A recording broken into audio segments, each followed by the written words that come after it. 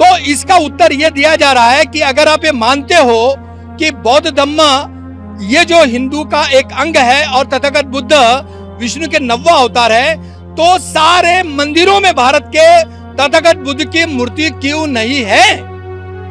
और तथागत बुद्ध की जो मूर्ति जहां जहां पर है, आपने उसका अपमान क्यों किया? और B.R. गवई साहब जो जिस परिस्थिति से वो निकले हुए हैं, बाबा साहब की वजह से आज उच्च स्थान पर पहुंचे हुए हैं, तो मुझे विश्वास हो रहा है उनके ऊपर कि ये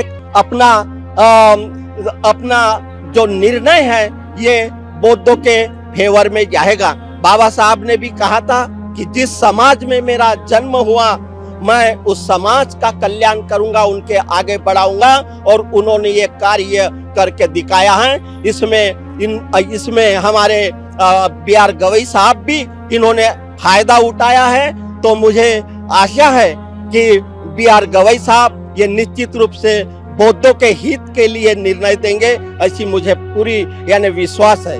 जबकि अयोध्या में ऐसा कोई पुरावा नहीं था। आपको मालूम है वो साकेत नगरी थी, बौद्धों की नगरी, फिर भी आस्था के नाम पे उनको निर्णय दिया गया। लेकिन हमारी तो आस्था के साथ साथ ऐतिहासिक और पुरातात्विक है। तो हमें अपेक्षा है, अगर न्याय के यानी सही मायने में ये होता है, तो हमें अपेक्षा है कि ये जो प्रकरण है, ये जो निर्णय है, वो बौद्धों के पक्ष में यानी 101% आएगा।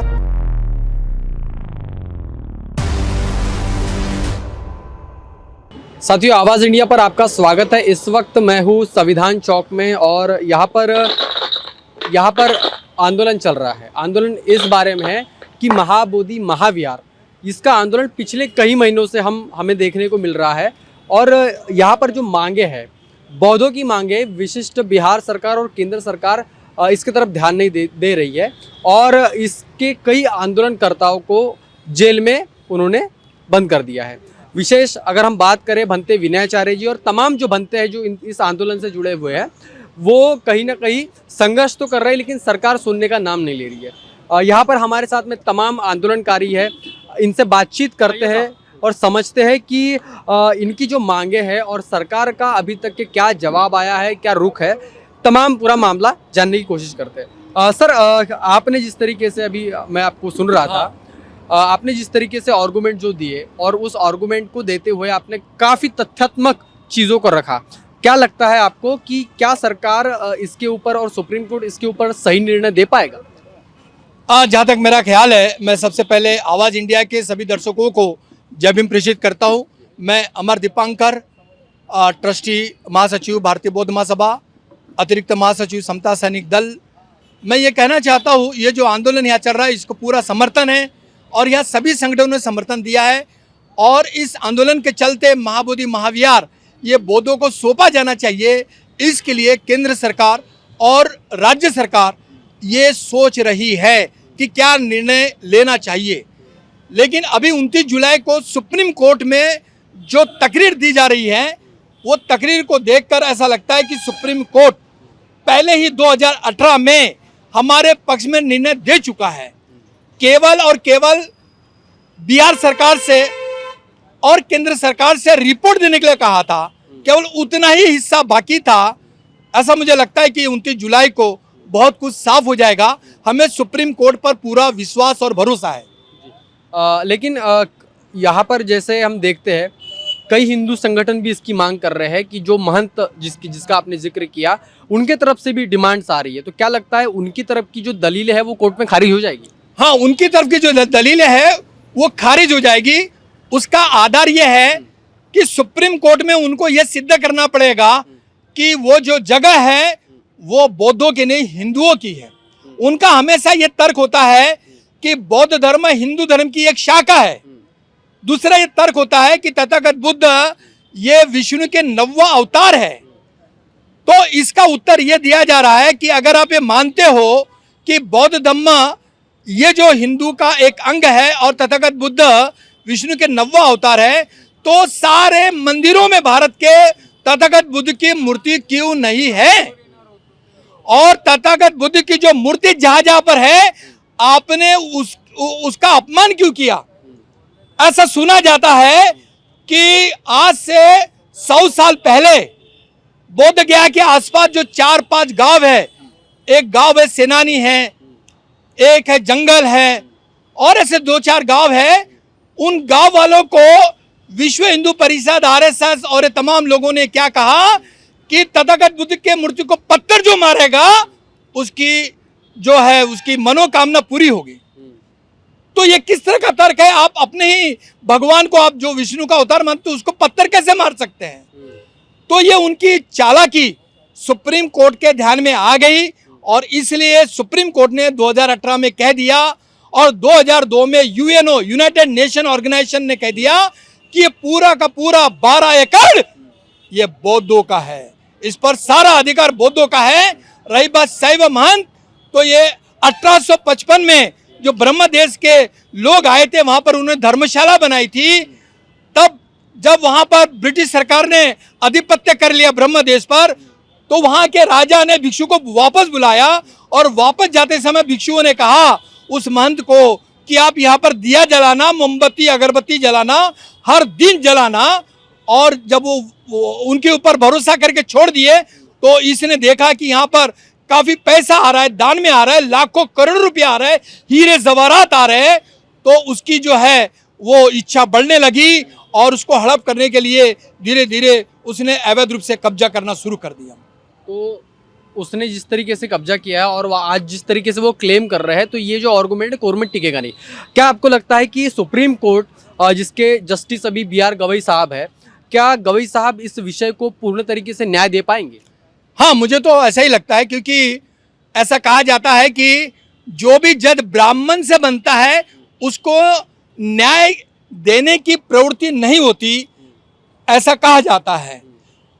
लेकिन बाबा साहब के विचारधारा से तपा बला पड़ा विकसित हुआ वो हमारे जज जो आज चीफ जस्टिस ऑफ इंडिया श्रद्धेय BR गवई साहब है, मुझे पूरी उम्मीद है कि वो न्याय प्रदान करेंगे, हमें पूरी उम्मीद है। सर, जिस तरीके से आंदोलन को देखते हैं, भंते विनाचार्य जी को कहीं ना कहीं अरेस्ट किया गया है, काफ़ी समय से वो जेल में है, अभी आकाश लामा जी भी कड़ा संघर्ष कर रहे हैं।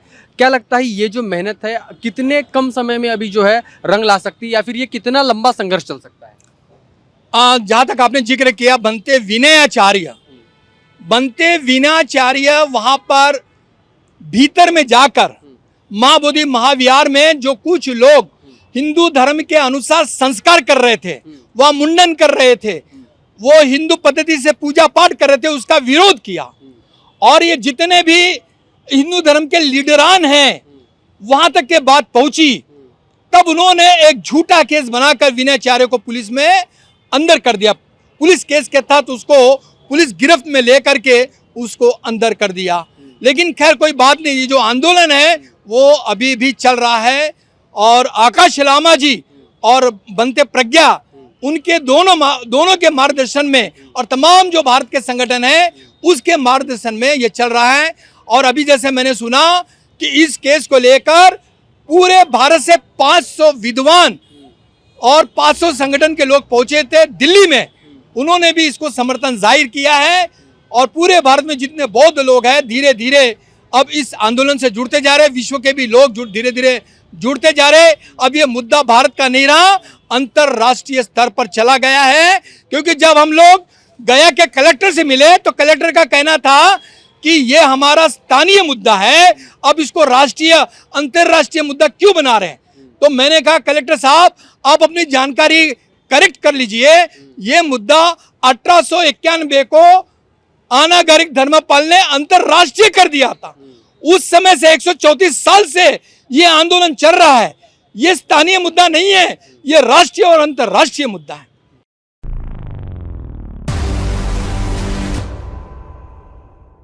क्या बताना चाहेंगे कि जिस तरीके से सर ने कहा है कि अंतर्राष्ट्रीय मुद्दा बन चुका है, देश और विदेश के जो जितने भी हमारे बुद्धिस्ट राष्ट्र है, जितने भी बुद्धिस्ट देश है, वो भी इस मांग को लेकर के कहीं ना कहीं एक्टिव दिख रहे हैं। क्या लगता है आपको कि ये जो मांग है ये भारत में जिस तरीके से उठनी चाहिए उस तरीके से उठ रही है या फिर कमज़ोर पड़ रही है? सभी को सप्रेम जय भीम। मैं गणवीर वानखेड़े। सर्वप्रथम मैं आवाज़ टीवी चैनल का मैं धन्यवाद अदा करता हूँ, क्योंकि आवाज़ चैनल ये एक बौद्धों के हित के लिए कार्य कर रहा है और ये भारत में ही नहीं तो पूरे विश्व में इस मैसेज को जो फैला यानी डिस्प्ले कर रहा है, स्प्रेड कर रहा है, तो मैं उनको धन्यवाद देता हूँ। तो साथ आपने जो कहा है, ये जो सभी लोग जानते हैं, भारत के ही नहीं तो विश्व के बुद्धिस्ट लोग ये जानते हैं कि 3री शताब्दी में सम्राट अशोक ने ये बौद्ध टेम्पल बनाया, मेन टेम्पल। वो टेम्पल विश्व में परिचित है, जानते हैं, और बुद्ध को वहाँ पे 2569 साल पहले ज्ञान प्राप्ति हुई है। और ये बुद्धिस्ट यानी बुद्ध धम्म ये केवल विशिष्ट धर्म के लिए या जाति के लिए नहीं है, ये सर्वसामान्य लोगों तक उनके हित के लिए, उनके तरक्की के लिए, उनके विकास के लिए काम करता है और सभी को समान अवसर देता है। ये कि ऐसा विश्व में ये बुद्ध धम्म है, ये सबसे श्रेष्ठ धर्म माना जाता है। मैं दूसरे धर्म की बात नहीं करूँगा, क्योंकि दूसरे धर्म में हमारे जो लोगों को किस तरह अन्याय अत्याचार करके हमें हमारे विकास को रोक दिया था, हम आगे नहीं बढ़ रहे थे, परंतु परम पूज्य डॉक्टर बाबा साहब आम्बेडकर जी ने हमें ये जो शिक्षा का द्वार खुला करके, रिजर्वेशन का द्वार खुला करके आज हम लोग अच्छे परिस्थिति में आए, जानकार हो गए हैं। और जानकार होने के बाद जब अभी सारे सर जी ने बताया है कि 134 साल से ये जो लड़ाई महाबोधि महाविहार मुक्त करने के लिए चल रही है, ये समय 134 साल यानी बहुत मायना रहता है, ये बहुत बड़ा समय होता है। तो आप इससे सीधा जाहिर होता है कि ये जो मनुवादी विचारधारा ये बौद्धों के खिलाफ है, बौद्धों का हित नहीं चाहती है। हम चाहते हैं कि हमारा देश सुरक्षित रहे, अच्छा रहे, शांति से, जो बुद्ध ने हमें विचार दिए हैं शांति के मार्ग पर चलने के, तो हमने शांति के मार्ग पर ही हम आंदोलन करते हैं। हमारी जो जायज़ मांग है, उस जायज़ मांग को हम अपील कर रहे, हम मांग रहे हैं उनको यानी सरकार ने हमें देना चाहिए। क्योंकि आप सभी लोग जानते हैं कि मुसलमानों की मस्जिद मुसलमानों के हाथ में है, गुरुद्वारा सिख के हाथों में है, ये जो हिंदुओं का जो अभी सब हिंदू के टेम्पल वो हिंदुओं के हाथ में है। फिर बोध गया ये जो विश्व में हमारा श्रद्धा का और श्रद्धा का स्थान है, और जो सम्राट अशोक ने जो बनाया हुआ है, ये राजा सम्राट अशोक बौद्ध धम्म की दीक्षा लेने के बाद बनाया है, तो ये बौद्धों का है, ये सब जाहिर है, सब जानते हैं। एक सवाल इसमें ये है कि आने वाले समय में इसके ऊपर कब सुनवाई होने वाली है सुप्रीम कोर्ट में, इसके बारे में बताएं। तो 29 जुलाई को हमारी ये सुनवाई होने वाली है और मुझे आशा है कि ये जो सर्वोच्च सुप्रीम कोर्ट के जो सर्वोच्च पद पर जो बैठे हैं हमारे श्रद्धेय आदरणीय BR गवई साहब, और BR गवई साहब जो जिस परिस्थिति से वो निकले हुए हैं, बाबा साहब की वजह से आज उच्च स्थान पर पहुंचे हुए हैं, तो मुझे विश्वास हो रहा है उनके ऊपर कि ये अपना जो निर्णय है ये बौद्धों के फेवर में जाएगा। बाबा साहब ने भी कहा था कि जिस समाज में मेरा जन्म हुआ मैं उस समाज का कल्याण करूंगा, उनके आगे बढ़ाऊंगा, और उन्होंने ये कार्य करके दिखाया है। इसमें हमारे BR गवई साहब भी इन्होंने फायदा उठाया है। तो मुझे आशा है कि BR गवई साहब ये निश्चित रूप से बौद्धों के हित के लिए निर्णय देंगे, ऐसी मुझे पूरी यानी विश्वास है।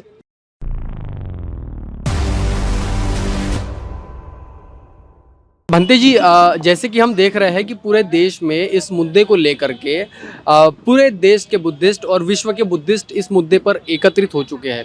पूरे देश भर में इसको लेकर के आंदोलन चल रहे हैं। क्या आपको लगता है कि 29 तारीख को जब इस केस पे सुनवाई होगी तो क्या बौद्धों के फेवर में ये फैसला आ सकता है? मैं पकड़ता हूं। महाबोधि महाविहार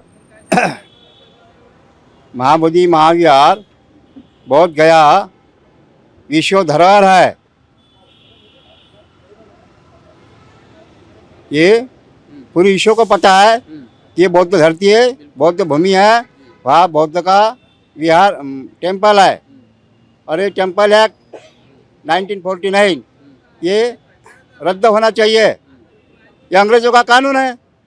अंग्रेज़ों का कानून यहाँ का हिंदू मुस्लिम भी पसंद नहीं करता। हम तो बौद्ध है, बुद्धिस्ट है। यदा यदा धर्म से ग्लानिर्भवी भारत, एक समय बौद्ध का राज हुआ था। ये बाबा साहब की देन है। महाबोधि महाविश्व धरोहर, ये भारत बौद्ध है और बौद्ध का राष्ट्र है और बौद्ध बन के रहेगा। कानून पास होना चाहिए, 29 जुलाई को होगा, क्योंकि इसके लिए मुस्लिम का विरोध नहीं, हिंदू का विरोध नहीं है। हमने जब राम मंदिर हुआ तो किसी ने विरोध नहीं किया बौद्ध ने। ये संविधान है। संविधान द्वारा क्या हुआ, हाई कोर्ट हुआ, सुप्रीम कोर्ट हुआ, सुप्रीम कोर्ट ने सर्वोच्च न्यायालय ने निर्णय दिया, तो ये भी सुप्रीम कोर्ट इनको निर्णय देना ही होगा। 100% सत्य है ये, इसमें कोई झूठ नहीं है, देना ही पड़ेगा। ये सारे विश्व में भारत का नाम, बिहार का नाम बदनाम हो रहा है, सरकार का नाम बदनाम हो रहा है। क्यों? वहाँ एम्बेसडर, जिसको क्या बोलते हैं, राजदूत दिल्ली में बैठे हैं और वहाँ राजदूत को सारे मैसेज आ रहे हैं कि भारत में क्या हो रहा है, जल्दी वो उनको न्याय दिला दो।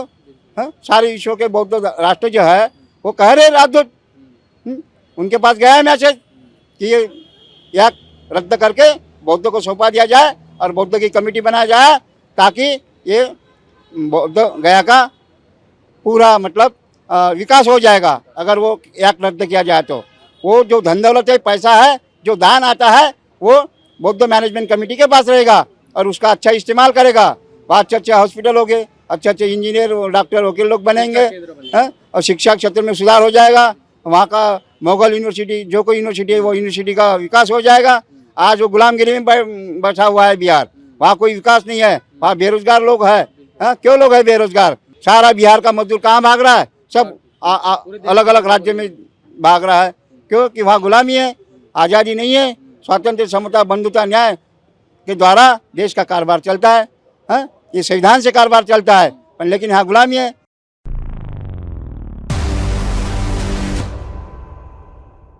जिस तरीके से पूरे देश में महाबोधि महाविहार का आंदोलन चल रहा है, इस विषय को लेकर के 29 जुलाई को सुप्रीम कोर्ट में सुनवाई होने वाली है। क्या लगता है, क्या निर्णय हो सकता है? आशापूर्व निर्णय आ सकता है या निराशाजनक निर्णय हो सकता है? क्या बताएंगे सर?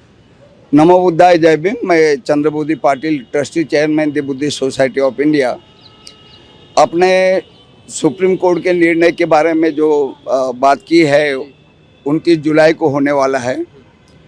और ये जो आप देख रहे हैं ना, पूरे प्रदेशों में, अभी मैं भोपाल से आया, मध्य प्रदेश में भी चालू हुआ था ये धरना, सभी यानी प्रदेशों में।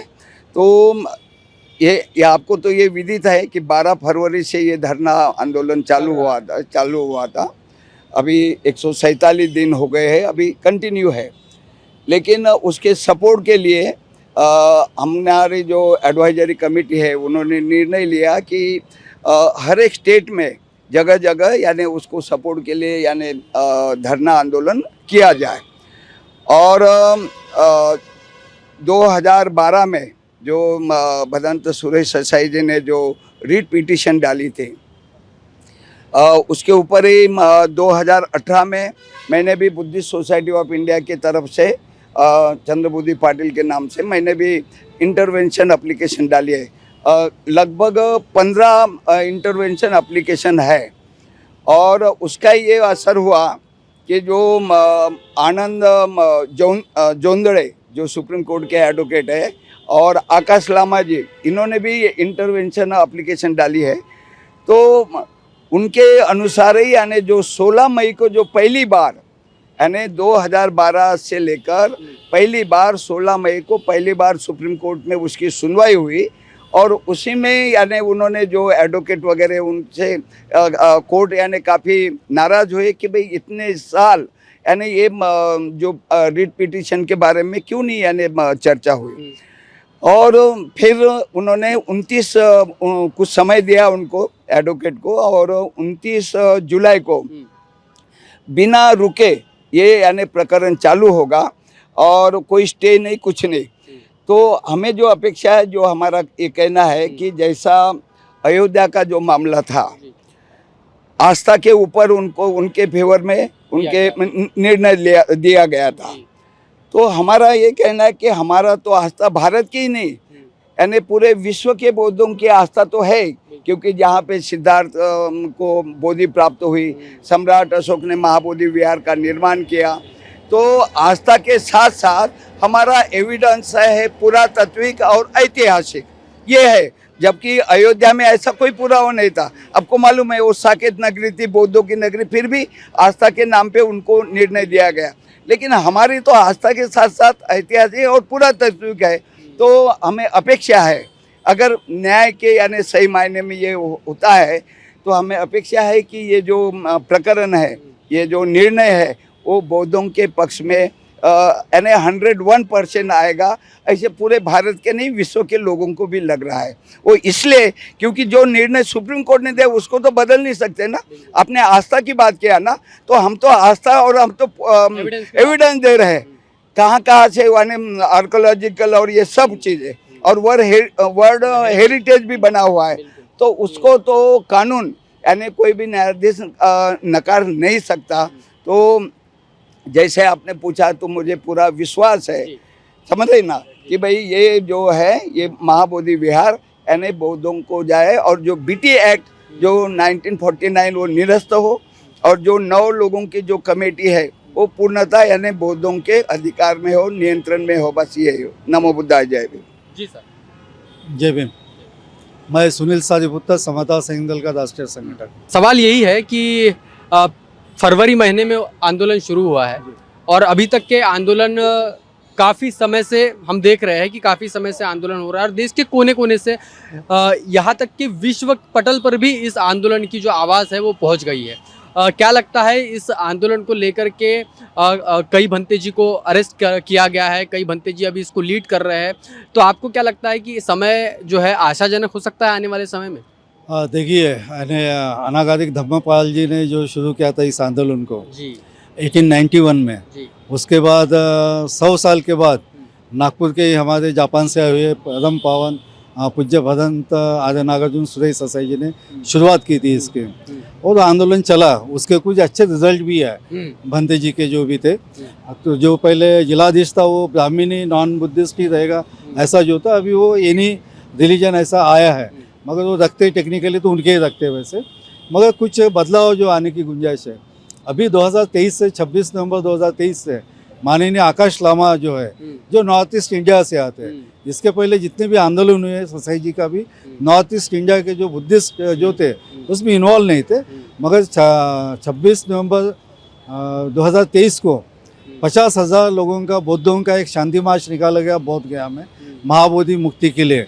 और इस आंदोलन ने जो पकड़ा है अभी पूरे देश में नहीं, अभी तो पूरे संसार में इस आंदोलन ने जो पकड़ा है, वो 12 फरवरी से आप देख रहे हैं कि धरना अनवरत शुरू है, और आज देश के कोने कोने में भी अनशन 1 तारीख से चालू है। तो एविडेंस जो है हमारे आस्था का सवाल ही पैदा नहीं होता, वो हमारा ही है। हम फैन सैंग फैयान ये सब लोगों ने जो लिख के, ट्रैवलर्स जो आए थे जिन्होंने लिख कर रखा था, वो एविडेंसेस है, आर्कोलॉजी के रिपोर्ट्स है, सभी जो हमारी ही है, हमारा ये धरोहर रही है।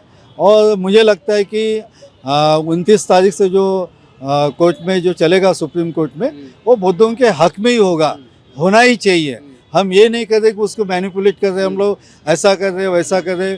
कुछ लोग कह रहे हैं कि बी आर गवई साहब है, इसलिए वो नहीं है। एविडेंस जो है वो हमारे है, बौद्धों की धरोहर है, और इसकी वजह से हम लोगों को सबको ये लग रहा कि जो फल जो है, निर्णय जो होगा वो बौद्धों के फेवर में ही होगा। और मुझे लगता है कि ये 130 साल से जो चल रहा है आंदोलन जो है वो खत्म हो जाएगा, और बौद्धों के लिए ये नई आशा का किरण जो 29 तारीख लेकर आ रहा है, ऐसा बिल्कुल ही लगता है 100% होगा ऐसा। तो साथियों, जिस तरीके से सर ने कहा कि आर्कियोलॉजिकल जो एविडेंस है, इसके साथ में जो बुद्धिस्ट यूनिवर्सिटी में उस समय जो विदेशों से लोग आते थे पढ़ने, वेनसांग, फाइयान और तमाम कई बुद्धिस्ट जो लोग थे वो यहाँ पर आते थे, उनके एविडेंस है कि ये जो बुद्धिस्ट महाबोधि विहार जो है ये कहीं ना कहीं पूरा बौद्धों के अंडर में होना चाहिए। ऐसी पूरी जो बातचीत है सर ने हमारे साथ में शेयर की है। तो इनकी आस्था जो है, इनका विश्वास जो है महाबोधि महाविहार में है और इसका निर्णय 29 जुलाई को लगने वाला है। कहीं ना कहीं ये निर्णय बहुत ही महत्वपूर्ण होने वाला है, ऐतिहासिक होने वाला है और इसीलिए आने वाले समय में इस विषय को लेकर के जो भी अपडेट होगी हम आपके सामने ज़रूर साझा करेंगे। आप बने रहिए आवाज़ इंडिया के साथ में। तब तक के लिए जय हिंद, जय भारत।